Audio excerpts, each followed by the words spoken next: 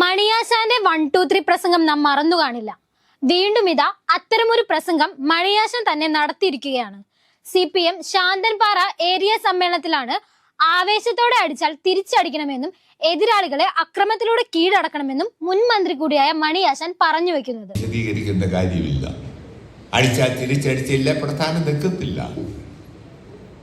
നമ്മളെ അടിച്ചാൽ തിരിച്ചടിക്കുക, പ്രതിഷേധിക്കുക, പ്രതിഷേധിക്കുന്നതിൽ തിരിച്ചടിക്കുക.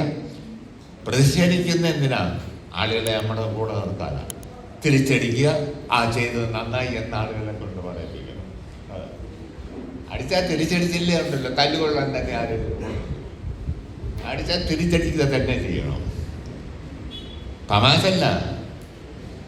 ഇവിടെ ഇരിക്കുന്ന നിങ്ങളുടെ നായകന്മാരെല്ലാം നേരിട്ടടിച്ചിട്ടുണ്ട്. ഞാനൊക്കെ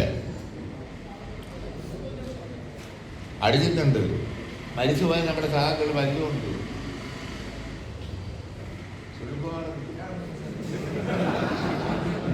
നേരിട്ടടിച്ചിട്ടുണ്ട്. നേരിട്ട്. അല്ലാതെ ചുമ്മാ സൂത്രപ്പടി കൊണ്ട് പ്രസംഗിക്കാൻ നടന്ന പ്രസ്ഥാനം കാണുന്നില്ല. ഇവിടെ എത്ര പേര് നമ്മുടെ സഹാക്കളെ എത്ര ആളുകളെ കൊന്നെന്നറിയോ? എത്ര പേര്? കാമരാജ് എങ്ങനെ മരിച്ചു? കാമരാജിനെ കൊന്നു, തങ്കപ്പനെ വെട്ടിക്കൊന്നു, നിരവധി ആളുകൾ.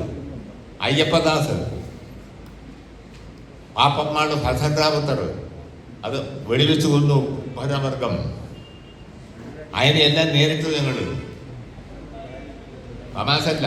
നിങ്ങൾ പലരും നേരിട്ട് നിന്ന് നടിച്ചിട്ടുള്ളവരാണെന്ന് എനിക്കറിയാം.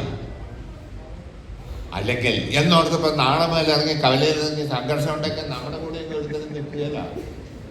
നിൽക്കൂ, സമാധാനമില്ലാത്ത പോകെടുത്തത് കാണിച്ചാൽ നമ്മുടെ കൂടെ ആരും നിൽക്കുകയല്ല. ആളുകൾ പറയണം, നമ്മളെ അടിച്ചാൽ തിരിച്ചടിച്ചു, അത് കൊള്ളാം. ജനങ്ങൾ അംഗീകരിക്കുന്ന മാർഗം സ്വീകരിക്കാം. അത് ശരിയായില്ല മണി സഖാവ് ചെയ്തതെന്ന് പറഞ്ഞാൽ എല്ലാ സഹാക്കന്മാരും അങ്ങനെ ചെയ്താൽ പിന്നെ പ്രസ്ഥാനം കാണുമോ? കാണുകയില്ല. അടിച്ചാലും ജനങ്ങൾ കേൾക്കുമ്പം അത് വേണ്ടതായിരുന്നു പറഞ്ഞാൽ ശരിയാണ്. അത് ശരിയായില്ലെന്ന് പറഞ്ഞാൽ അതാണ് ഞാനീത് ബലപ്രയോഗത്തിൻ്റെ നിയമമുള്ള. കമ്മ്യൂണിസ്റ്റുകാർ ബലപ്രയോഗത്തിൻ്റെ മാർഗം സ്വീകരിക്കുന്നത് കേൾക്കുന്നവരും കാണുന്നവരും ജനങ്ങൾ ശരിയാണ് എന്ന് പറയണം. അത് ശരിയായില്ല എന്ന് പറഞ്ഞാൽ അത് ശരിയായില്ല, അത് തന്നെയാണ്. അതുകൊണ്ട് ജനങ്ങൾ ശരിയല്ല എന്ന് പറയുന്ന മാർഗം നമ്മൾ സ്വീകരിക്കരുത്.